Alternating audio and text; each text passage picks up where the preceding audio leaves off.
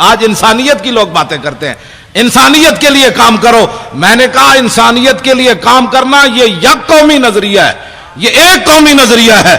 انسانیت کے لیے کام کرنا. انسان تو ہندوستان میں سارے انسان نہیں تھے، ہندو بھی تھے، سکھ بھی تھے، مسلمان بھی تھے، عیسائی بھی تھے. پھر یہ وطن بنانے کی کیا ضرورت تھی؟ آج تم اس کو سلوٹ مارتے ہو جو یک قومی نظریے کا حامل تھا، اور ہمارے ان علماء کو کہتے ہو تم انتہا پسندی کی باتیں کرتے ہو. ذلیل کے بچوں، وہاں ہندو بھی تھے، سکھ بھی تھے، انسانیت کے لیے کام ہو رہا تھا. تو ہمارے بزرگوں نے کہا کہ نہیں نہیں نہیں، قومیں دنیا میں دو رہتی ہیں، ایک کافر اور ایک مسلمان. تو ہمیں ایک علیحدہ وطن چاہیے جس میں مسلمان رہ کر حضور کے دین پر عمل کرے. بس یہ پاکستان یک قومی نظریے کی بنیاد پر بنا، یہ دو قومی نظریے کی بنیاد. پاکستان کا مطلب کیا؟ پاکستان کا مطلب کیا؟ جاگ اٹھے ہیں اہل سنت. بچے ہمارے ترانہ پڑھ رہے تھے، مزہ آ گیا.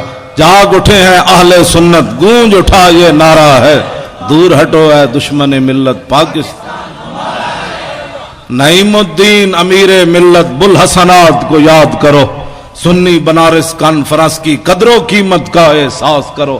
ہندو فرنگی کانگریسی ملا سکھ کو کس نے مارا ہے، دور ہٹو ہے دشمن ملت پاکستان ہمارا ہے.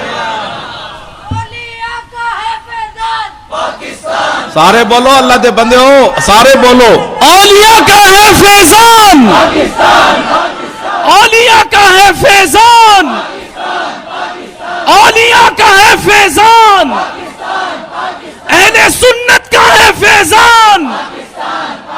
پاکستان کا مطلب کیا؟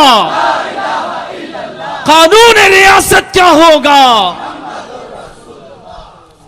آپ کو پریشانی ہو رہی ہے. اقبال یہی اسی لیے بولا تھا، اس دور میں میں اور ہے جام اور ہے جم اور، مسلم نے بھی تعمیر کیا اپنا حرم اور، تعذیب کے آذر نے ترشوائے صنم اور ساکی نے بنا کی روش لطف و ستم اور، گفتار سیاست میں وطن اور ہی کچھ ہے، اور ارشاد نبوت میں وطن اور ہی کچھ ہے.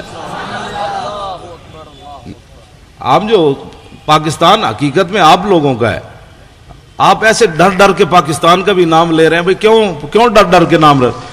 علامہ فضل حق خیر آبادی کا نعرہ میں پھر انہوں نے بھی پڑھا تو میں پھر لگاتا ہوں.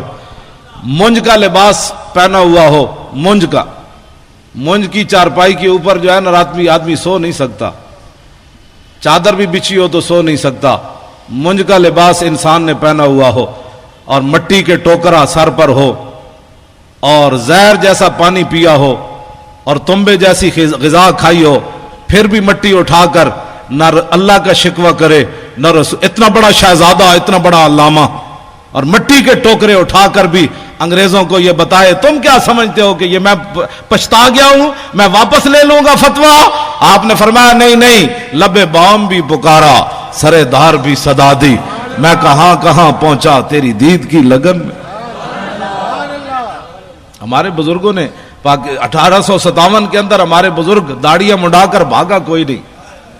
مولانا غلام غوث بغدادی صاحب، یہ پاکستان کی خوشبو ایسے ہر طرف نہیں پھیل رہی.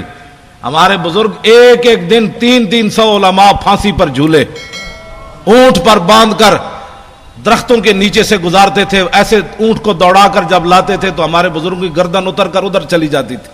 تماشے دیکھتے تھے، لیکن کسی بھی عالم نے نہیں کہا ذرا ٹھہرو میں اسلام چھوڑتا ہوں، ذرا ٹھہرو میں داڑھی منڈواتا ہوں، ذرا ٹھہرو میں معافی چاہتا ہوں. 300 علماء ایک دن پھانسی پر جھولتے رہے، لیکن وہ ہمارے علماء فرماتے رہے او ذلیل کے بچوں ستم گر دھرا ہنر آزمائے تو تیر آزما ہم جگر آزمائے. جواب اس لیے آج بھی پوری دنیا زور لگا رہی ہے، پاکستان کے اندر پوری دنیا زور لگا رہی ہے کہ پاکستان سے لبرلزم کی طرف چلا جائے، پاکستان میں فلاں چلا جائے. پاکستان میں عورتیں بھی بٹھا کر انہوں نے روزے کے مسائل عورتیں بتا رہی ہیں روزہ ایسے ٹوٹتا ہے ایسے جڑتا ہے، تو عورتیں بھی بٹھا دیں. کیبل بھی ساری ان کے قبضے میں دے دی، میڈیا بھی سارا ان کے قبضے میں دے دیا. علماء پر پابندیاں، ان پر دہشت گردی کے مقدمے، ان کی زبان بندیاں، مسجدوں سے سپیکر اتر گئے، کتابیں چھین لی. اور یہ سب کچھ کرنے کے بعد پاکستان پھر کسی کی آنکھ میں کیوں کھٹکتا ہے؟ اس لیے کہ ہمارے علماء کا جو خون ہے وہ تا صبح قیامت یہاں سے لبیک کی آوازیں آتی رہے گی. لبیک لبیک یا رسول اللہ. انشاءاللہ اب میرے آقا و مولا کے دین جو ہے اس نے آنا ہے. یہ آپ کے جو نعرے ہیں نا یہ بڑے دور تک اس کی گونج گئی ہے. ہاں یہ پاکستان میں پریشانی نہیں لگی, بڑی دور تک پریشانی لگ گئی کہ یہ ان کو کیا ہو گیا, یہ کیا کیا کر رہے ہیں. ان کا تمہیں پتہ نہیں کیا کر رہے ہیں, یہ تو اب کھڑے ہو گئے, یہ تو سوئے ہوئے شیر جاگ اٹھے, اب ان شیروں کا راستہ کیسے روکنا ہے. ان کا نہیں یہ نہیں رکتے, وہ بکنے والے اور ہیں. ہاں وہ بکنے والے اور ہیں, وہ جھکنے والے اور ہیں. ان کے بزرگوں نے تو کالے پانی میں بھی سر نہیں جھکایا. اب یہ سارے نوجوان یہ ان کے اندر یہ جو دم خم یہ ایسے ایسے یہ حرارت آپ کیسے. میں نے کہا آپ اٹھیں, میں نے کہا نعرے لگائے. یہ بات ممتاز قادری, ایک تو ہے نا ممتاز قادری کا نام بھی نہ لینا, باتیں کرتے ہو. یہ بات ایسے سٹیج پر کبھی ہم نے کر دی نا تو پھر زندگی میں یاد رکھنا. ہم ویسے فقیر آدمی ہیں, بڑے مسکین آدمی ہیں, لیکن جب میرے آقا کی بات آئے تو میں نے تو ان وزیروں کو بھی کہا جو صوبائی وزیر بیٹھے ہوئے تھے مذاکرات میں, میں نے کہا تم ہمارے سائز کے آدمی نہیں ہو, تم ہمارے مقابل کے آدمی نہیں ہو.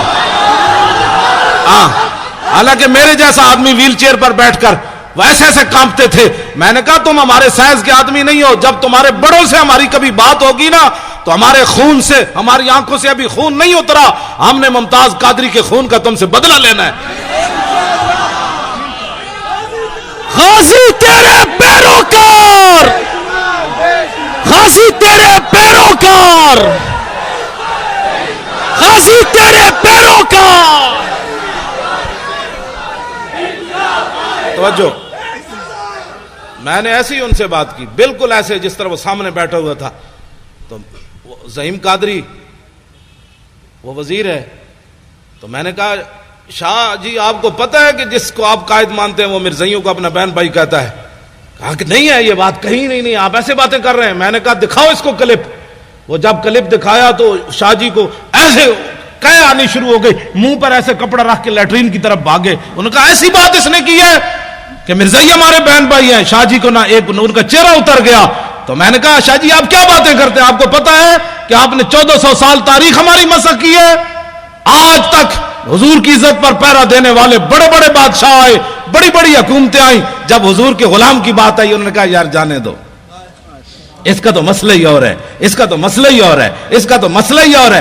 فقہی جزیات بیان کرتے ہو, ہم نے فقہ نہیں پڑھی, امام احمد رضا نے فقہ نہیں پڑھی, پیر میر علی شاہ نے فقہ نہیں پڑھی, غازی علم الدین کے مسئلے میں پیر میر علی شاہ فقہ نہیں پڑھی, سید دیدار علی شاہ فقہ نہیں پڑھی.